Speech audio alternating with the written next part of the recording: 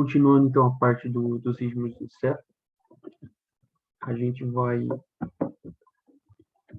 primeiro falar sobre as ondas que a gente tem. Então, o exame, o eletroencefalograma, ele vai medir a atividade elétrica das células lá do córtex. Então, colocou os eletrodos lá na cabeça, a maquininha vai mostrar os ritmos conforme a geração deles pelas células. E, basicamente, a gente vai ter 4 tipos. A beta, a alfa, a teta e a delta. Aqui a gente tem uma maior frequência e menor amplitude. Então, são essas ondas beta, que é quando o córtex está ativado. Conforme a frequência vai diminuindo, significa que a atividade do córtex está reduzida. Então, aqui seria um córtex mais sonolento. As ondas teta abaixou mais ainda a frequência. Perceba que conforme a gente diminui a frequência, a gente vai aumentando a amplitude das ondas, que seria o sono leve. E daí aqui nas ondas delta, que são as de menor frequência, mas maior amplitude, é quando a gente está no sono profundo. Então, a atividade do córtex está muito reduzida.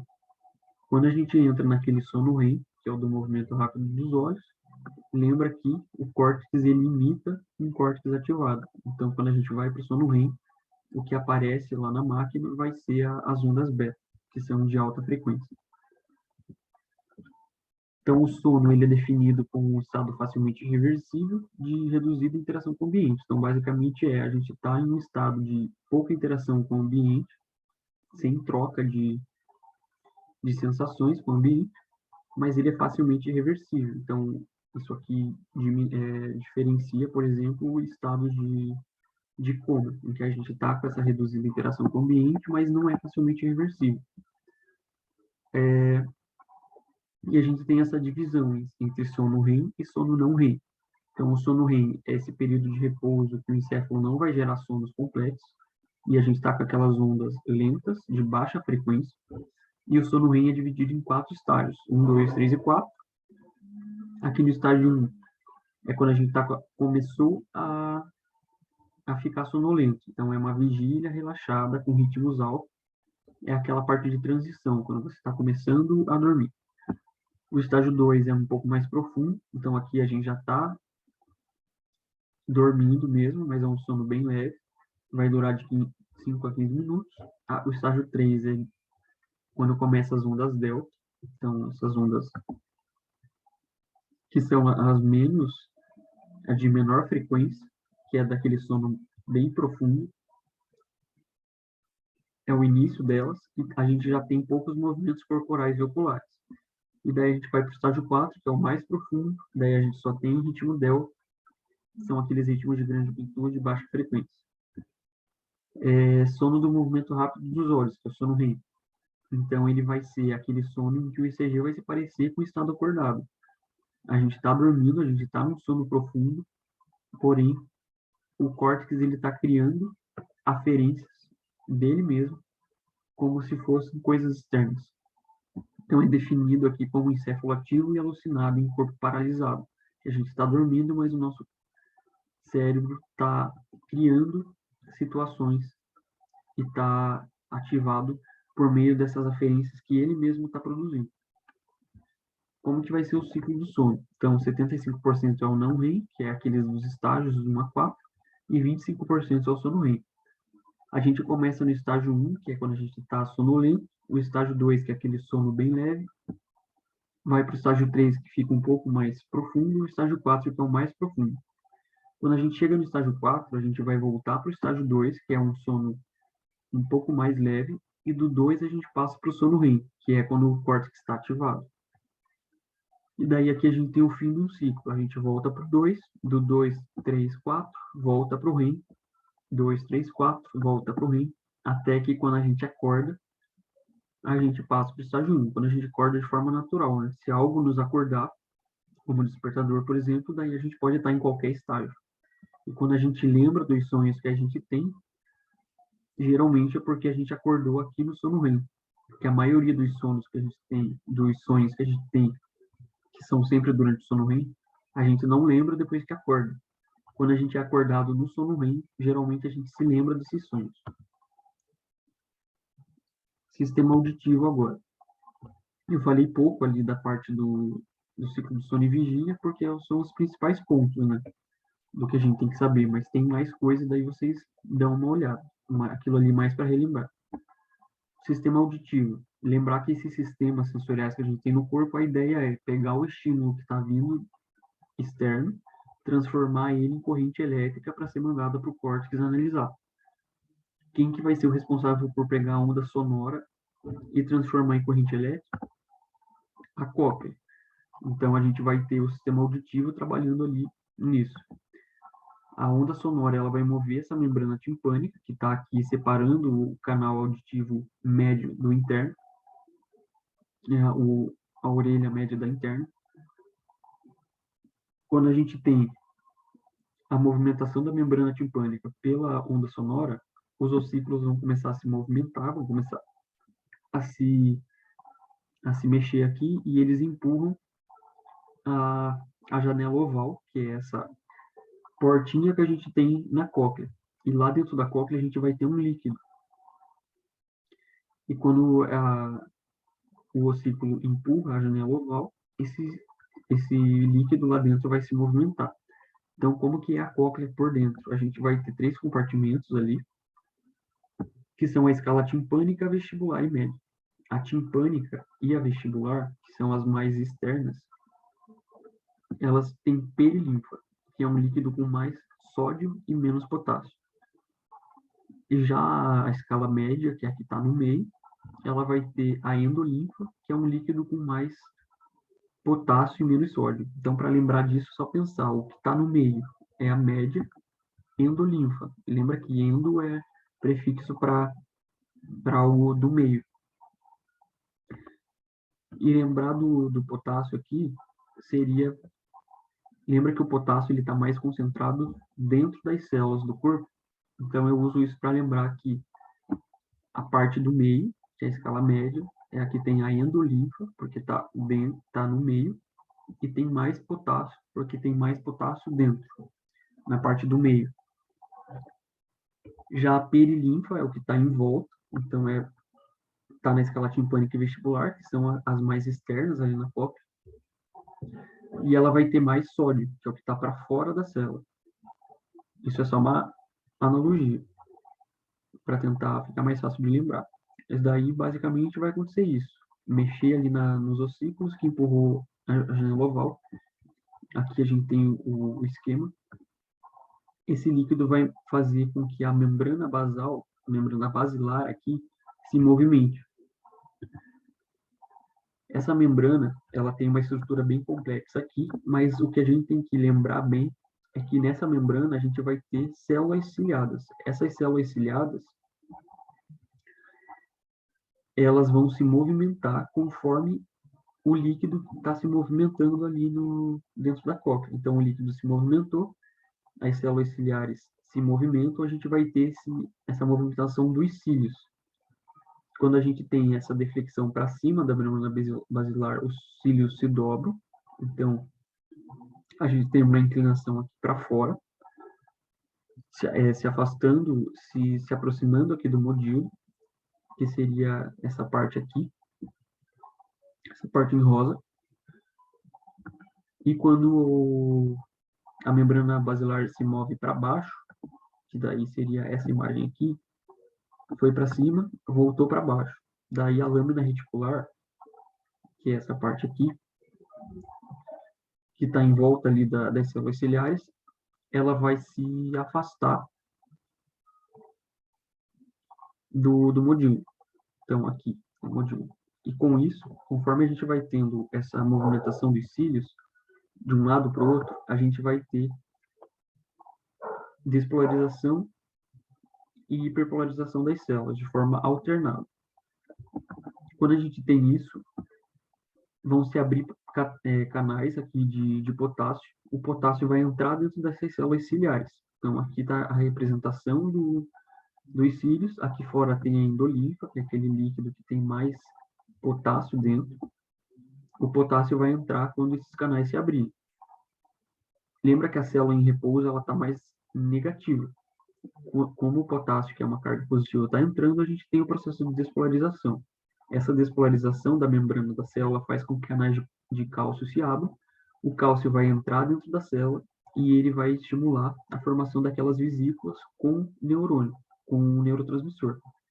Essas vesículas vão se fundir com a membrana aqui e vão liberar o neurotransmissor lá na fenda.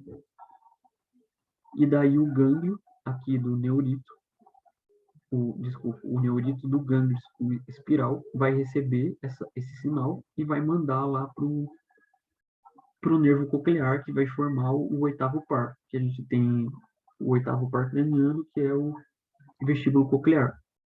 Então, aqui da cóclea, a gente tem a formação da parte coclear desse nervo, que sai através aqui dessas fibras, que foram estimuladas pelas células ciliares. Ali da cóclea formou o nervo, que é o oitavo par craniano, ele vai ir para o bulbo. Lá no bulbo, ele vai inervar o núcleo coclear posterior e o núcleo coclear anterior. A gente vai ter fibras saindo desses núcleos indo para o mesencéfalo. A diferença é que a parte que está lá no núcleo coclear posterior vai direto para o folículo inferior, enquanto aquelas que foram para o núcleo coclear anterior, lá do bulbo, vão passar pela oliva superior e, através dela, vão ir para o folículo inferior, lá do mesencéfalo. Lá do mesencéfalo, a gente vai mandar as informações para o tálamo. Lembra que tálamo é a porta de entrada para o córtex. E o tálamo é dividido em vários núcleos. Um deles é o núcleo geniculado medial, que vai ser inervado, então, por essas fibras vindas lá do sistema auditivo. Então, lembra disso. Acho que essa é a parte mais importante da via. Que o núcleo geniculado medial vai ser inervado pelas vias auditivas, enquanto que o núcleo geniculado lateral é pelas vias visuais. E aqui do tálamo a gente manda para o lobo temporal, lá no córtex auditivo primário, onde o córtex vai receber essa informação e analisar. Lembra que lá vai ser separado por faixas, esse córtex, de frequência. Então, cada frequência de onda vai ter um local no córtex específico para essa informação ser analisada. Agora, passando para o sistema vestibular, que ainda a gente está falando lá do ouvido. A gente tem a cóclea aqui, responsável pela audição, formou o nervo coclear. E aqui a gente vai ter as duas estruturas do sistema vestibular, os órgãos otolíticos. Então, são essas estruturas aqui da base, que são formadas por otrículo e sacro, e elas vão conter otocônias, que são aqueles cristais que estão ali dentro, e conforme a movimentação do corpo, da inclinação da cabeça, esses cristais eles vão se mexer e eles vão dar a ideia ali para o corpo de como que a cabeça está inclinada. E daí eles vão mandar a informação aqui para o nervo vestibular. E a gente vai ter os ductos semilunares também, que são essas estruturas aqui em arco, que a gente vai ter 3 arcos, cada um fazendo 90 graus um com o outro, para dar essa ideia de rotação da cabeça. Então, conforme a cabeça se movimenta, se rotaciona, o líquido que está aqui dentro, que é a endolinfa, ele vai se movimentar. Conforme essa movimentação do líquido aqui dentro, as células ciliares que tem aqui, elas também vão sofrer despolarização e vão mandar a informação também para o nervo vestibular. Então, a gente vai ter a junção do coclear com o vestibular, formando o oitavo par, que é o nervo vestíbulo coclear. E as vias do sistema vestibular são um pouquinho mais complexas, porque essas informações de posição da cabeça, de inclinação, elas têm que ir para vários locais que precisam dessa informação de saber como o corpo está posicionado no espaço. Então, o cerebelo, por exemplo, ele é responsável por esse controle do equilíbrio e da postura corporal. Então, ele precisa receber essas informações sensoriais lá do vestíbulo para saber como que o corpo está posicionado no corpo, como que o corpo está posicionado no ambiente, desculpa. O tálamo também vai receber algumas informações vindo do vestíbulo. Os neurônios motores extraoculares vão receber informações, porque a gente tem aqui essa movimentação do olho conforme a gente mexe a cabeça. Então, tipo, a gente consegue ter reflexos de movimentação do olho a partir do movimento da cabeça, e para isso acontecer, esses neurônios precisam receber essas informações lá do vestíbulo, e neurônios motores do pescoço e dos membros também vão receber essas informações, porque eles também precisam entender como que está a cabeça, por essa questão de manter o equilíbrio, manter a postura do corpo. Agora falando do sistema visual. Então a gente tem lá a retina, que vai ser onde vai acontecer a transdução do sinal. A luz vai vir, vai bater na retina aqui, e perceba que as células receptoras, que são os cones e os bastonetes, eles estão lá no final da retina. Então a luz vai passar por todas essas células que tem aqui, vai passar reto e vai bater lá nos cones e bastonetes. Vai acontecer um processo de transdução do sinal dessas ondas eletromagnéticas se transformando em ondas elétricas, que daí vai ser passado para as células bipolares, horizontais e amáquinas, que estão ali auxiliando, mas basicamente a que faz a conexão é a célula bipolar, que vai pegar o sinal do cone e do bastonete e vai ligá-la na célula ganglionar. A célula ganglionar é o neurônio que a gente tem ali na retina.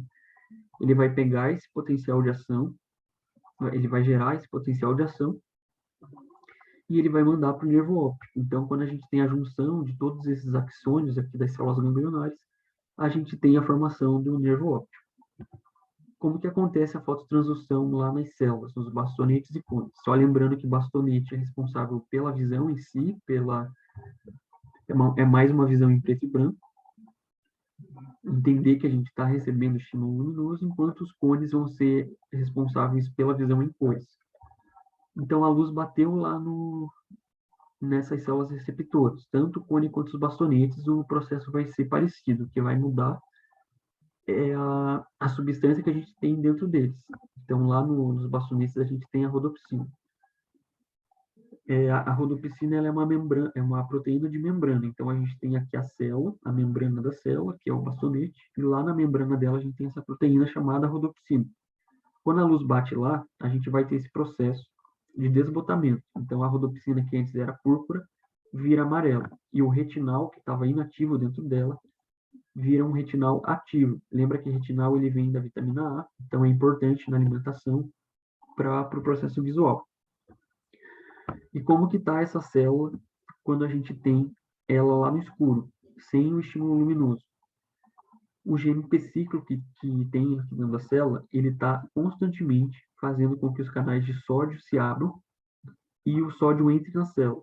Com o sódio entrando na célula, deixando ela positiva na parte interna, a gente vai ter ela despolarizada e ela vai estar liberando glutamato. Quando a luz bate aqui e a gente tem essa ativação da rodopsina, vão ocorrer vários processos químicos e uma das consequências disso é a ativação da transducina. Essa transducina, que é uma proteína G, ela começa a inativar esse GMPC cíclico. Com isso, os canais de sódio que antes estavam abertos vão se fechar, a célula vai ficar negativa na parte de dentro, porque o sódio não está mais entrando, e a gente vai ter uma hiperpolarização, aquele glutamato que estava sendo liberado deixa de ser liberado. Então, isso aqui é o que está acontecendo quando a gente tem o estímulo de luz. E daí, o glutamato vai ser o sinal aqui dos fotorreceptores, cones e bastonetes, para a célula bipolar. Ele mandou o glutamato. Lembra que isso está acontecendo quando a gente está no escuro. A célula está mandando glutamato. Então, quando a gente está no escuro, os bastonetes eles estão em on, ou seja, eles estão despolarizados, mandando o glutamato lá para a célula bipolar. Já as células bipolares, elas estão em off, porque a gente está no escuro, elas não estão ativando as células à frente, ou seja, as células ganglionares. E a gente vai ter dois tipos de células bipolares, então, em dois momentos diferentes. A do tipo off, que é quando está no escuro, então é quando está chegando o glutamato lá do bastonete ou do cone. Esse glutamato ele vai ativar canais de cátions que vão gerar despolarização nessa célula bipolar. com essa despolarização, ela vai estar em off. Ela não está mandando sinal aqui para a célula ganglionar. A luz incidiu sobre os fotorreceptores. Os canais de sódio aqui fecharam. Os cones e bastonetes pararam de mandar glutamato para a célula bipolar. Com isso, com pouco glutamato, elas começam a hiperpolarizar. Essa hiperpolarização da célula bipolar faz com que elas comecem a produzir glutamato e a liberar esse glutamato aqui na fenda da sinapse. Com isso, com esse glutamato sendo liberado, as células ganglionares vão ser ativadas e daí elas vão mandar o sinal, o potencial de ação para frente lá para o nervo óptico. Então, o processo de transdução vai acontecer dessa forma. Aquelas outras células que a gente tem aqui, né, as amácrinas e as horizontais, que estão ali ajudando no processo, qual que vai ser a função delas? As horizontais, elas sempre são inibitórias, então elas fazem uma inibição lateral. Aqui na imagem a gente consegue ver que elas estão na horizontal, e elas vão inibir algumas células. Então, vamos dizer que aqui ela deixa ativado, aqui ela iniba. Ela está inibindo esse processo que está acontecendo aqui. Então, só esse vai ser ativado. Qual que é a função dela nisso? De ativar algumas vias e deixar outras ativadas? É permitir que a gente tenha padrões visuais com contraste, porque daí algumas regiões da retina vão receber mais luz, enquanto outras nem tanto, e daí a gente vai ter essa visão com contraste. Então, sempre pense em célula horizontal como inibitória, função de contraste. E as células amácrinas, que são as outras que a gente tem aqui, elas são interneurônios, que vão ajudar a analisar os sinais visuais. Então, quando a gente fala de sistema visual, a análise da informação não começa no cérebro, não começa no córtex, ela já começa a nível de retina pelas células amácrinas, que são interneurônios. A gente tem as células ganglionares, então, que são aquelas últimas que recebem o estímulo e que são, de fato, os neurônios que vão se juntar e formar o nervo óptico. E a gente tem 3 tipos de célula ganglionar. A célula P, o P vem de parva, que significa menor. Então, essas células P são menores, lembra de pequeno, elas vão conduzir impulso lentamente, então elas estão encarregadas aqui dessa função de forma e cor do objeto. Já as células M, que vem de magna, que significa grande, então lembra de M de maior, vão conduzir um impulso rápido, e então tem relação com movimentação do objeto, a percepção de movimentação. E a gente tem as células não M e não P, que são responsáveis pela visão em cor. Formei ali o meu nervo óptico que está trazendo a informação, está levando o potencial de ação para frente. As fibras vão se juntar, formando o nervo óptico que está saindo ali da retina. E lembra que a gente tem a retina nasal, que é essa aqui, que está voltada para a parte do meio, e a gente tem a retina temporal, que é a que está lateralizada.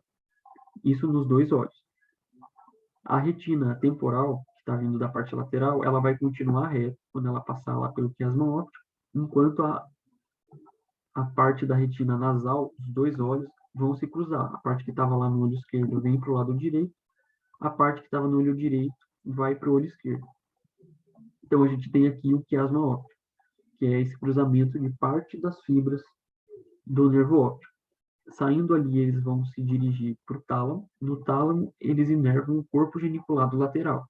Então, lembra lá da aula de auditivo, que era o corpo geniculado medial. Aqui na via visual, eles inervam o corpo geniculado lateral. Saindo do tálamo, eles vão se dirigir para o córtex. A via que sai do tálamo e vai até o córtex é chamada de radiação óptica. E daí aqui do córtex, que é lá no lobo occipital, a gente vai ter o córtex visual primário, que vai receber essa informação e vai analisar ela. Essa ideia de cruzamento aqui, ela serve como existem algumas teorias de evolução, né, que falam que é bom esse cruzamento de fibras, por conta de se eu tiver lesão em uma área, eu não perco totalmente a visão do olho. Então, outras áreas vão compensar por conta desse cruzamento das fibras que vão de um lado para o outro. Agora, sistema gustatório e olfativo. Começando pelo gustatório.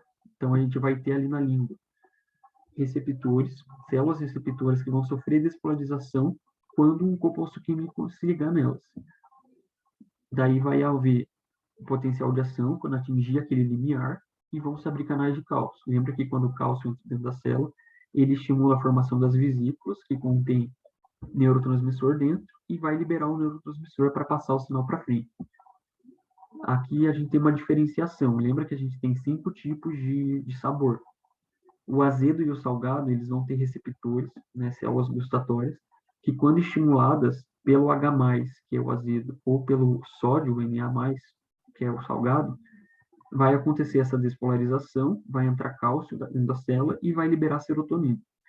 Já quando a gente tem doce, amargo e umami, quando essas substâncias ativam esses receptores, a gente vai ter ativação de proteína G, que vai fazer com que libere ATP como transmissor para essas células. Como que é a transdução, então, no salgado? Como eu tinha dito, o sódio vai entrar dentro das células, e como ele é uma carga positiva, quando ele entra dentro da célula, ele causa uma despolarização, quando é um sódio, uma quantidade de sódio suficiente para atingir o potencial, o limiar, fazendo com que cause a despolarização. E daí tem aquele processo de entrada de cálcio e liberação da serotonina. Aqui é um pouquinho diferente no azedo. As substâncias azedas, elas possuem H+, que é o íon hidrogênio. Esse íon hidrogênio vai entrar dentro das células e ele vai começar a bloquear canais de potássio. Com isso, eles vão causar despolarização da célula, porque o potássio deixa de sair da célula. Lembra que a bomba de sódio e potássio está colocando o potássio para dentro e o potássio está escapando para fora por canais. O hidrogênio vai bloquear esses canais, impedindo a saída do potássio. Eu começo a ter um acúmulo de carga positiva dentro da célula. Eu causo a despolarização, tem a entrada de cálcio. O cálcio estimula a liberação da serotonina pela formação daquelas vesículas.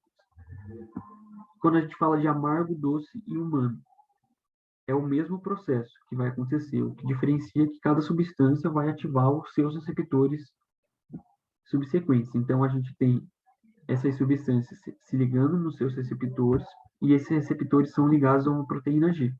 A proteína G vai ser ativada quando eu tenho a ligação das substâncias com os receptores. Isso vai estimular a enzima fosfolipase C, que aumenta a produção de IP3 e faz cálcio entrar na célula. Então, perceba que, apesar do mecanismo ser diferente, de todas as maneiras, a gente vai ter o cálcio entrando nessas células e estimulando a liberação do neurotransmissor. Nesse caso aqui, o neurotransmissor vai ser o ATP, no amargo doce humano. E ele vai atuar como esse transmissor sináptico, ativando as células à frente. A gente vai ter 3 nervos cranianos, que são responsáveis ali pela inervação da língua e pela sensibilidade gustatória. Então, na parte da frente, vai ser o nervo facial, que é o sétimo. Na parte posterior da língua, no terço final dela, é o nervo glossofaríngeo, que é o nono par. E na parte lá da glote e da epiglote, a gente tem o nervo vago, que é o 10º par. Eles vão sair e cada um tem um núcleo lá no bulbo, né? Cada nervo craniano tem um núcleo específico lá no tronco encefálico, então eles se dirigem para esse tronco, no caso é lá no bulbo, e daqui do bulbo a informação vai ser mandada para o tálamo. No tálamo, eles vão inervar o núcleo ventral medial posterior. E daí do tálamo, que é a porta de entrada, ele vai ser mandado para o córtex gustatório primário, que é a área 36, que está localizada aqui. E daí é onde esses sabores vão ser analisados e dá a sensação que a gente tem quando a gente come algum alimento. Agora, passando para o sistema olfatório. Então, a gente vai ter o epitélio olfatório aqui, lá no teto da cavidade nasal. A gente vai inalar ar. O ar inalado tem partículas odoríferas. Essas partículas vão se ligar aqui numa camada de muco que faz com que essas substâncias fiquem presas ali. E daí a gente vai ter células nessas camadas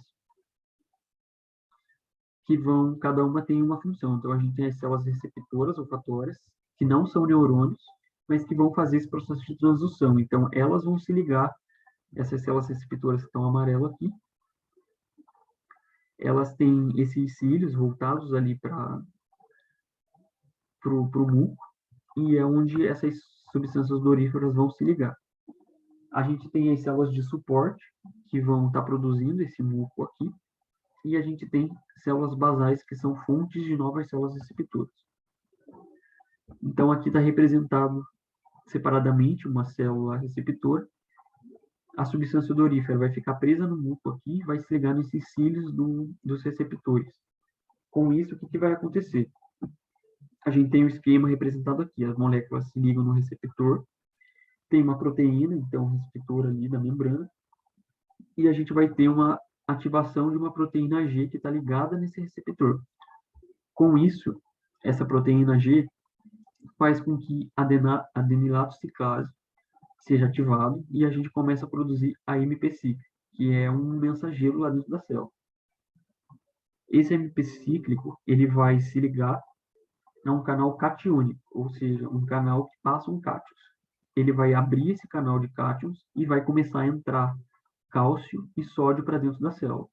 Esse cálcio que entra dentro da célula, ele vai fazer com que sejam ativados os canais de cloreto, que vão sair da célula, e daí perceba que está saindo carga negativa e entrando as positivas aqui, o sódio e o cálcio. Com isso, a gente tem uma despolarização, porque a parte de dentro aqui ficou mais positiva. A despolarização da membrana vai ter o potencial de ação ali sendo liberado e mandando essa informação lá para o bulbo olfatório. Então, começa aqui na membrana e daí tem a despolarização de toda a membrana até chegar lá no final. Quando chega lá no final, esses neurônios de primeira ordem que vão ser sensibilizados aqui, então a gente tem as células receptoras aqui, que não são neurônios, fizeram a transdução do sinal, passaram o sinal para esses primeiros neurônios, que vão sair aqui da placa cubiforme, vão entrar, aqui a gente já está falando de sistema nervoso central, já está dentro da caixa encefálica, eles vão entrar aqui e formar uma sinapse com os neurônios de segunda ordem. Essa estrutura aqui, onde está acontecendo as sinapses, é chamada de glomérulo. Esses neurônios de segunda ordem vão sair aqui e vão formar o trato olfatório. Então, eles se juntam os axônios que estão saindo daqui e formam o trato olfatório. Toda essa estrutura aqui, de onde a gente tem as sinapses acontecendo, a gente chama de bulbo olfatório, que é o início ali do nervo olfatório, que é o primeiro par. E daí, daqui a informação passa lá para o sistema nervoso central, né? Passa para o córtex, onde vai ser analisado essas informações. Agora, entrando na aula de controle do movimento. Então, a gente tem o controle espinhal do movimento, que vão ser por movimentos de reflexo e movimentos rítmicos, que são aqueles repetitivos. A gente vai ter sistema motor somático, que é a junção dos músculos esqueléticos e os nervos que controlam eles. Então, a gente tem um músculo aqui, são várias células que formam um conjunto de fibras, e elas vão ser inervadas por um neurônio. Então, esse conjunto é chamado de sistema motor somático. A gente tem o neurônio motor inferior, que é um neurônio que está saindo da medula pela raiz ventral e indo até o nervo. Esse neurônio vai ser o responsável por fazer a contração e o relaxamento desse músculo, porque ele está indo diretamente lá.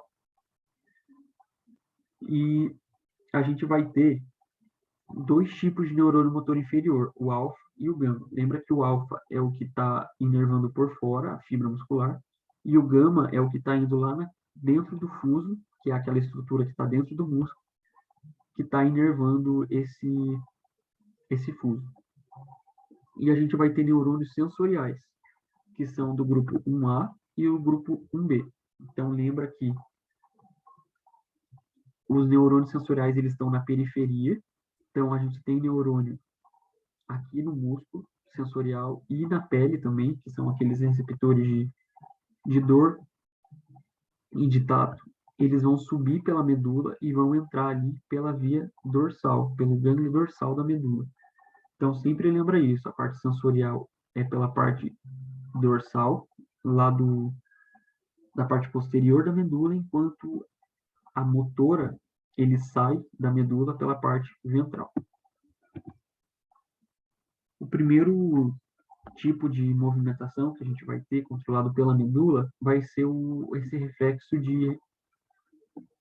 do estiramento, que são movimentos de retroalimentação. Retroalimentação por quê? Porque a gente vai ter sensores no músculo que vão levar a informação para a medula e depois vai desencadear um sinal para ele relaxar ou contrair esse músculo. Então, é uma retroalimentação. A gente tem esse reflexo do estiramento. Então, lembra que esses axônios 1A, que são aqueles mais calibrosos, eles estão ali envolvendo os fusos, que são as estruturas que a gente tem no músculo. E quando esse músculo ele é estirado, ele se estica, esses neurônios sensoriais são sensibilizados, eles levam essa informação para a medula, ativando os neurônios motores alfa, que são esses neurônios motores inferiores que vão até o músculo e fazem ele se contrair. Então, aqui o exemplo que a gente tem é do reflexo patelar, quando bate com o martelo no tendão do músculo, esse músculo sofre um estiramento e os músculos ali da perna contraem, fazendo com que a perna levante. Então, essa é uma forma, quando a gente faz o exame neurológico, de fazer esse reflexo de estiramento, de saber se a gente tem alguma lesão aqui no neurônio motor inferior. Porque se ele estiver lesado, a gente vai bater e vai estar sem reflexo. E a gente tem também outro tipo de reflexo, que é através do órgão tendinoso de Golgi. Então, ele está dentro dos tendões, que é a parte que liga o músculo no osso. E esse órgão tendinoso de Golgi, ele é inervado pelas fibras sensoriais de axônio 1B, que são um pouquinho menos calibrosas que a 1A. Ele também vai levar a informação lá para a medula, só que daí, no caso aqui, vai ser quando o músculo está se contraindo de forma muito exacerbada. Então, a gente tem uma contração exagerada do músculo, vai mandar essa informação sensorial para a medula, através de um interneurônio inibitório, a gente vai ter a inibição desse neurônio motor alfa, fazendo com que o músculo relaxe. Então, aqui é uma forma do corpo se proteger de sobrecarga. Quando está contraindo muito, vai ter esse reflexo fazendo com que o músculo relaxe. A gente vai ter também os neurônios, os interneurônios lá da medula, que vão controlar os movimentos dos músculos também. Esses interneurônios eles podem agir tanto excitando quanto inibindo. Essa inibição recíproca, o exemplo que a gente tem é quando a gente precisa contrair um grupo de músculos, por exemplo, os músculos aqui da parte anterior do braço, que vão fazer contração, a gente precisa relaxar os músculos da parte posterior, que são os músculos antagonistas. Para isso acontecer, a gente tem esse reflexo de inibição recíproca. Então, contraímos aqui os músculos da parte inferior, a gente sensibilizou o axônio 1A, que vai levar a informação lá para a medula, e através de um interneurônio inibitório, os neurônios motores alfa, que estão inervando a parte da musculatura antagonista, vão ser inibidas, e essa musculatura aqui, né, que seria o tríceps, vai ser relaxado, para a gente conseguir contrair a parte da frente. Então, por isso, inibição recíproca. E a gente tem entrada excitatória também desses interneurônios lá da medula, que seria o reflexo flexor de retirada. Então, pisei numa taxinha, ativei esse axônio, que é aquele axônio C, que é o menos, que não é mielinizado e que tem um menor calibre, que está lá na pele, dos receptores de dor. Ele levou para a medula a informação e se comunicou com interneurônios. esses interneurônios vêm aqui e fazem a minha musculatura contrair para eu tirar o pé desse estímulo doloroso. E daí a gente vai ter também o reflexo extensor cruzado, que seria quando a gente flexiona uma perna, a outra vai sofrer extensão. Então, pegando esse mesmo exemplo de retirei uma perna, se eu estou tirando uma perna do chão, a outra vai ter que sustentar o peso do corpo. E para isso ela precisa sofrer essa extensão. Então a gente também vai ter esse reflexo extensor cruzado agindo aqui para fazer com que a musculatura da outra perna faça com que ela se estenda para suportar esse peso do corpo. E a gente tem os neurônios motores gama, que são aqueles outros tipos de neurônio inferiores, que não estão inervando diretamente a musculatura, e sim a parte intrafusal. Estão lá dentro do fuso. A ideia desses neurônios motores gama é, se eu sensibilizei os neurônios alfa, aqueles, aqueles sensoriais 1A, aqueles axônios sensoriais 1A que estão aqui dentro do fuso, mandei o estímulo lá para fora, para o neurônio motor alfa, para ele contrair a musculatura. Quando isso acontece, esses neurônios motores gama, eles vão causar uma tração das duas extremidades aqui do fuso para permitir que esses axônios sensoriais 1-alfa voltem a ficar ativos para novos episódios de caso o músculo seja novamente estirado. Então, quando pensa nesses neurônios motores gama que estão dentro do fuso, sempre pensa que eles vão estar causando a tração do fuso e mantendo esses axônios sensoriais ativos. E daí a gente vai ter o controle encefálico do movimento. Então, como que acontece? Aquele neurônio motor inferior, que é o que está inervando diretamente a musculatura, ele pode ser ativado a partir de 3 aferentes. Então, a retroalimentação, que a gente já falou, que é o reflexo de estiramento e reflexo dos tendões. Os interneurônios, que a gente também falou, que é o reflexo flexor de retirada e o extensor cruzado. E, por fim, é o do encéfalo. Ele pode ser ativado pelo axônio, pelo neurônio motor superior, que é o que está vindo lá do córtex e que vai ativar esse neurônio motor inferior. Então, daí, quando a gente fala disso aqui, a gente está falando desse controle encefálico. E ele está dividido em níveis hierárquicos. Então, a gente vai ter as áreas de associação do neocórtex, que é aquela área 6, que juntamente com os núcleos da base vão fazer estratégia do movimento, ou seja, qual é o movimento que eu quero realizar. A gente vai ter o córtex motor e o cerebelo agindo na tática, ou seja, como eu vou realizar esse movimento, e o tronco encefálico e a medula, que seria daí, de fato, essa ativação do neurônio motor inferior, fazendo com que a musculatura, de fato, contraia e eu tenha a execução do meu movimento.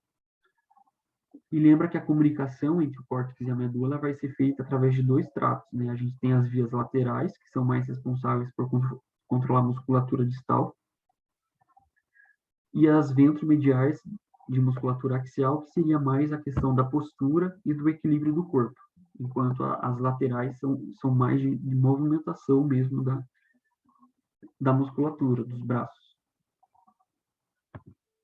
Então, o primeiro nível ali que a gente tem, que é da estratégia do movimento, de qual movimento eu vou realizar, a gente tem o córtex, a área 6, planejando esse movimento, também é chamada de área motora superior, e ela vai estar em associação com o córtex pré-frontal, que é onde eu tomo a decisão de fazer o movimento, e vai estar em associação aqui com a área parietal superior, ou posterior também, que é onde a gente tem o nosso córtex somatosensorial, que está recebendo as informações do corpo, as informações visuais, de tato, de pressão, de audição, que vão informar aqui para a área 6 como que a gente está localizado no espaço, no ambiente, para que a tomada de decisão do movimento seja mais específica.